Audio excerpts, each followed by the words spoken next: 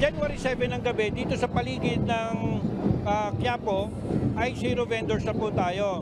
Yung mga vendors natin na binigyan ng permit, no? So hindi na sila pwedeng magtinda, makakabalik na lang sila sa January 10. Ngayon pa lang problemado na si Aling Gina kung saan kukuha ng pantustos sa 3 araw na hindi sila makakapagtinda sa paligid ng Quiapo. Mula kasi January 7 hanggang 9, bawal muna sila pumunta sa kanilang pwesto dahil sa gaganaping traslasyon.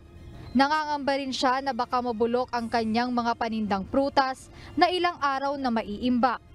Kung tubo namin, nawawalan kami ng 500 isang araw, 700. Sabi parang sapul na rin yun sa pagkain namin, saka sa utang namin. Kaya malaki rin ang mawawala, mayroon din mga 3,000, 5,000 sa 5 araw. Kaya ang gagawin namin, i-discarte na lang kami ng ibang paraan na makapaghanap buhay din kami. Ayon kay Police Colonel Arnold Thomas Kabugaw-Ibay, Acting District Director ng Manila Police District, nais nilang bigyang daan at maliwalas na lugar ang mga tao, lalo at nasa 2 milyon ang inaasahang sasama sa taunang pagtitipon.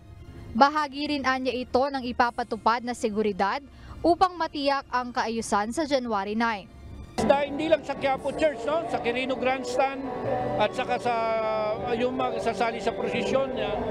Katulad din po, baka mahigitan pa dahil katulad din po nung numero na pumunta noong 2020, baka abot po ng 2 milyon. Upang maiwasan din ang gulo, ipinagbabawal ang mga nakakalasing na inumin sa lugar malapit sa Quiapo. Anyway, meron namang nilabas na executive order ang ating mayora na magkakaroon ng liquor ban dito sa area ng Quiapo. 500 meters within 500 meters radius, meron po liquor ban sa mula 8 hanggang 10. Ngayon pa lang makikita na rito ang mga tauhan ng Philippine National Police na nagsisimula ng magpatupad ng kaayusan. Sa linggo, January 8 ay magsasagawa ng total clearing operation sa paligid ng Quiapo. Nagbabala rin ang mga otoridad na huhulihin ang sinumang hindi susunod sa kautusan.